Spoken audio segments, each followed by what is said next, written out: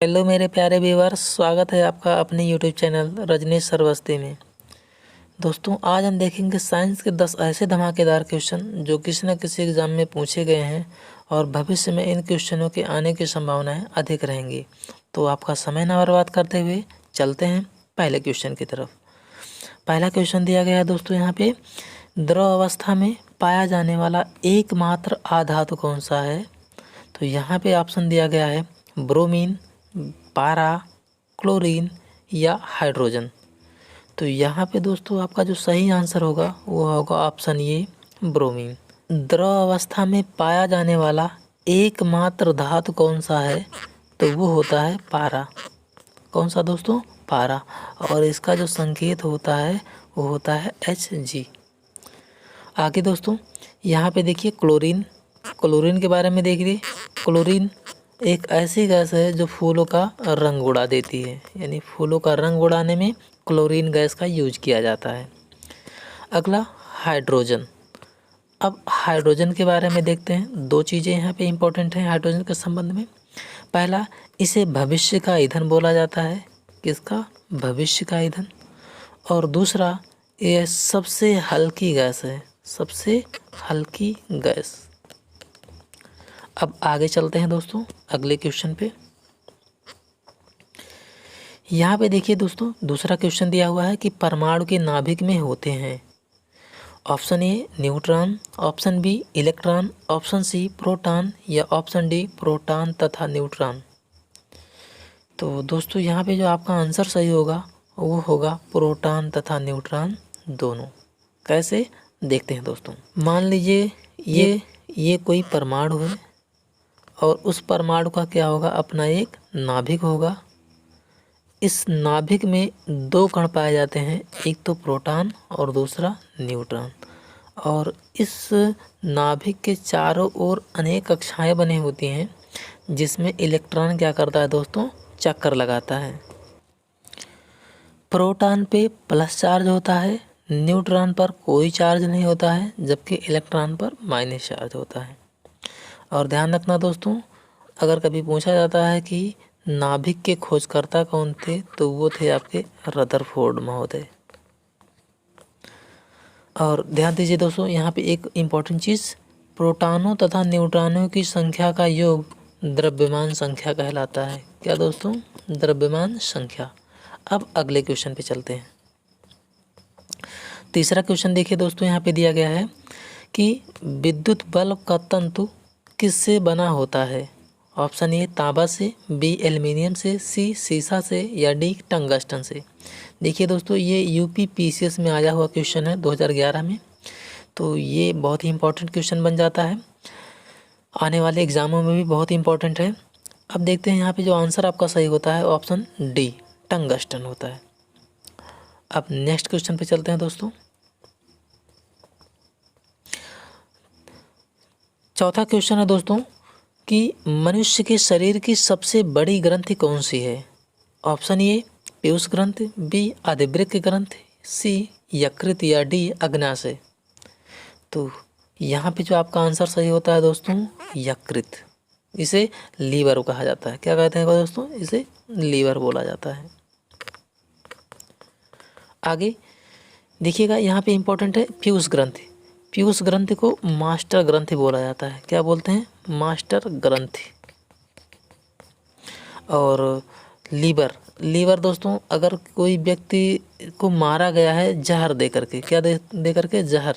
तो जहर दे करके मारे गए व्यक्ति की पहचान किससे की जाती है? इस लीवर के थ्रू, यानी यकृत के थ्रू। अब आगे चलते हैं दोस्तों अगले क्वेश्चन पे।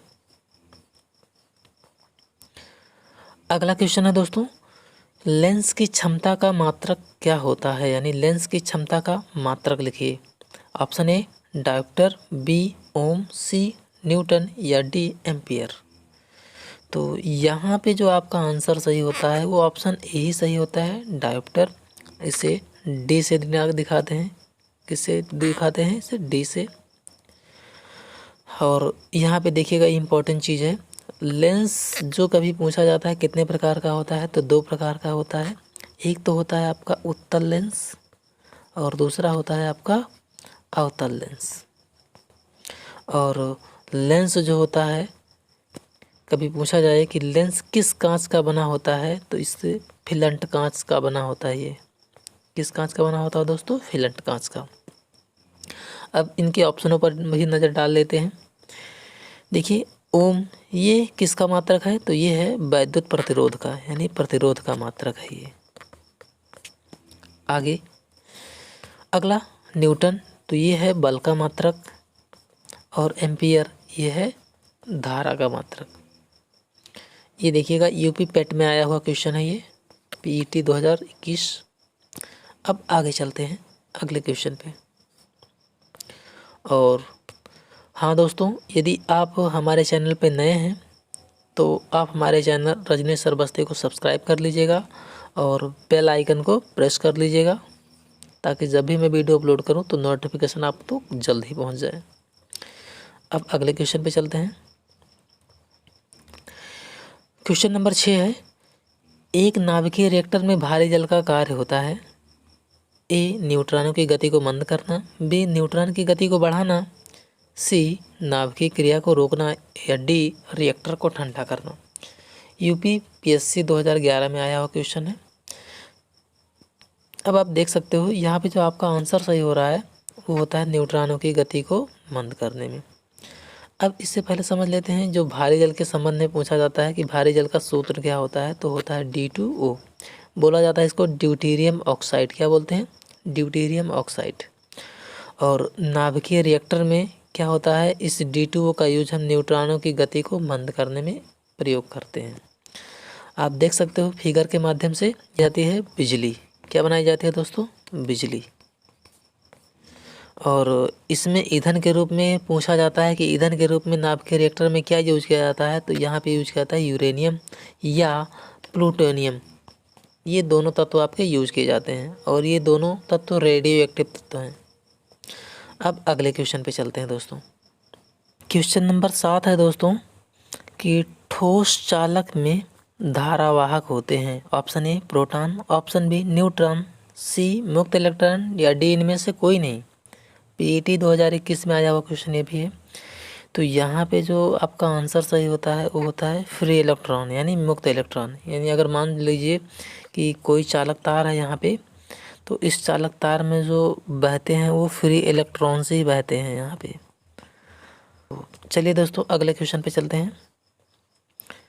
अगला क्वेश्चन देखिए क्या दिया हुआ है कि प्रतिरोध का एसआई मात्रक क्या होता है। Option A farad, B ohm, C volt, या डी एम्पियर। तो इन सब का हम देख लेते हैं कि कौन किस राशि का मात्रक है। तो फैराड देख लेते हैं दोस्तों। ये फैराड होता है धारिता का मात्रक। किसका? धारिता का मात्रक। ओम, ओम होता है प्रतिरोध का मात्रक। यानी हमारा ऑप्शन जो सही होता है ये यही ऑप्शन सही होगा, ऑप्शन नंबर बी। वोल्ट ये विभव का मात्रक होता है। किसका दोस्तों? विभव का, या ऐसा कह लीजिए विभवांतर, विभवांतर।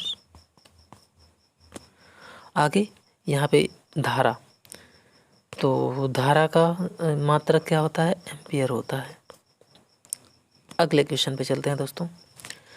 क्वेश्चन नंबर 9 है दोस्तों, नींबू का खट्टा स्वाद किसकी उपस्थिति के कारण होता है। ऑप्शन ए साइट्रिक अम्ल, बी एस्टिक अम्ल, सी ऑक्जेलिक अम्ल, या डी फॉर्मिक अम्ल। तो यहाँ पे जो आपका आंसर सही होगा साइट्रिक अम्ल। अब इनके ऑप्शनों पर भी देख लेते हैं। एसिटिक अगर अम्ल पूछा जाए कि किस पदार्थ में पाया जाता है, तो ये पाया जाता है आपका सिरके में। कहाँ पे दोस्तों? सिरके में। अगला ऑक्जेलिक अम्ल, ये पाया जाता है टमाटर में। और फॉर्मिक अम्ल तो आपको पता ही होगा, ये चींटी के डंक में पाया जाता है, चींटी की डंक में, और बेसिकली लाल चींटी। क्वेश्चन नंबर 10 है दोस्तों, मानव शरीर की सबसे लंबी हड्डी कौन सी है। यहाँ पे पूछा जा रहा है दोस्तों कि मानव शरीर की सबसे लंबी हड्डी का नाम क्या है। तो यहाँ पे जो आपका आंसर सही होता है वो होता है फीमर। कौन सा दोस्तों? फीमर। और जो सबसे छोटी हड्डी अगर कभी पूछी जाती है, कौन सी सबसे छोटी हड्डी, तो स्टेपीज होती है, स्टेपीज। और ये कहाँ पाई जाती है? हमारे कान में पाई जाती है। और दोस्तों जो फीमर है ये हमारी जो जांघ की हड्डी होती है, ये इसे फीमर कहा जाता है। ये सबसे लंबी हड्डी होती है। और टिबिया, ये टिबिया जो आपके है, टिबिया नामक हड्डी, ये पैर में पाई जाती है। कहाँ पे दोस्तों? पैर में। तो आज का जो क्वेश्चन है दोस्तों यहीं पर समाप्त होता है। मिलते हैं नेक्स्ट वीडियो में। तो तब तक के लिए नमस्कार।